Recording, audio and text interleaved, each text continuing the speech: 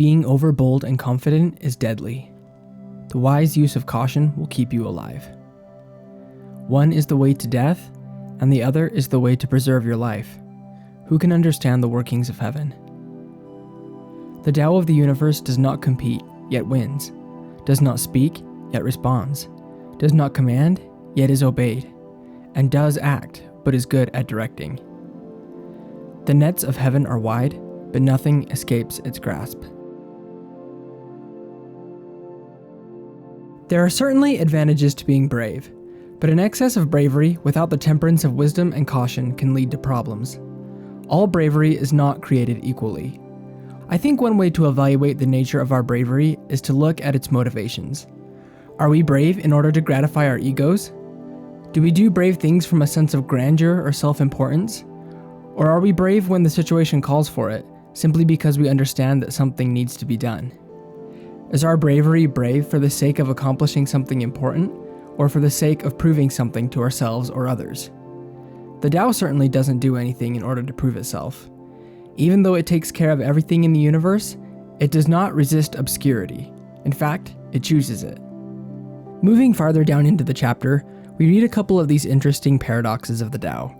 The first of these paradoxes seemed to jump out at me a little bit. The Tao does not compete, yet wins. It is always triumphant, and yet it does not get caught up in competition or power struggles. It accomplishes everything by virtue of what it is. I heard an interesting perspective this last week, and I think it was from an interview between Malcolm Gladwell and David Epstein, where someone said something to the point of when a person is well matched to their work, it will often seem like they have a lot of grit, but to them it doesn't feel like grit. It feels natural. I think that this is a pretty decent representation of what it is like to follow the Tao. Just as the Tao does not accomplish its ends through strenuous competition, if we are following the personal path laid out for us by Tao, there will be a lot of times when it will seem like we are working really hard because of all we're getting done, but in actuality, it doesn't feel to us like we're working hard at all. I've seen this dramatically in my own life over the course of this Tao Te Ching daily upload challenge. I've worked many different jobs in my life, mostly revolving around IT and computers. My last quote-unquote real job was as a network technician at a local school district. Although I didn't mind the people at the job, and there were some things I liked about it, one thing I noticed was that it always felt like I had to just force myself through the work. Like I was always having to just put my head down and slog through it. I noticed this with a lot of the jobs that I've held in the past. During the course of this challenge, I've noticed an interesting thing though. I recently was just listening to a presentation from Mike Duncan at a book signing he did a few years back. Now, if you don't know who Mike Duncan is, in my opinion, he is one of the greatest history writers and podcasters I know of. I've been pretty engrossed in his Revolutions podcast for about 2 years now, and I really admire him for the detailed, well-informed, and well-spoken narratives he uses to lay out so many of the amazing stories throughout history. He really just makes you feel like you're reading a great book of fiction, but the stories are real. Anyway, I remember hearing him say how much he writes in a given week for the podcast, and suddenly realizing that I write about the same amount for the Tao Te Ching challenge, which is crazy to me because that's his job, and for me it's just kind of a hobby. But when I write, it usually doesn't feel like hard work. Often, I'll work straight through meals without even realizing. Some days, I just get so caught up it doesn't feel like work at all. Now, I do need to add some caveats here, lest any of you take this out of context.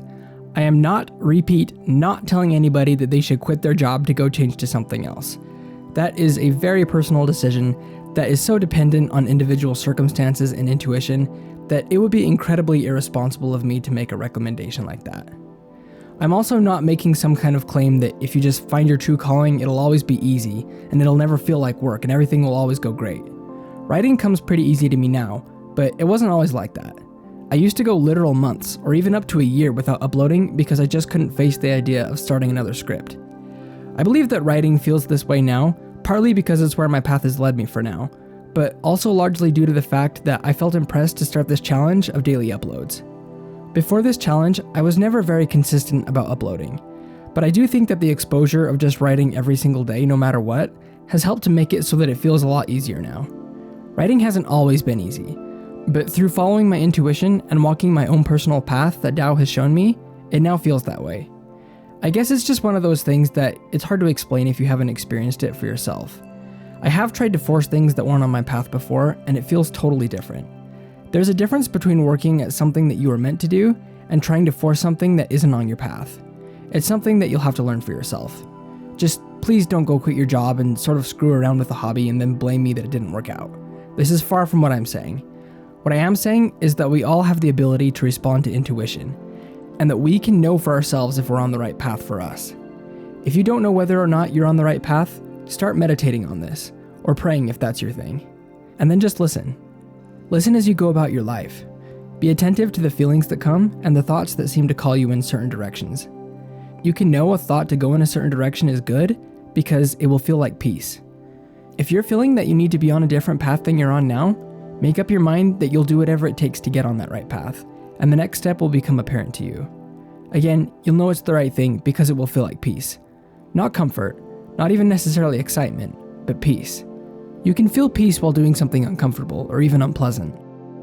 I feel like this is starting to get a little rambly and it's getting late, so for now I will nag you again to join the Discord and say thank you for watching, and I will see you all tomorrow for chapter 74. Peace and blessings.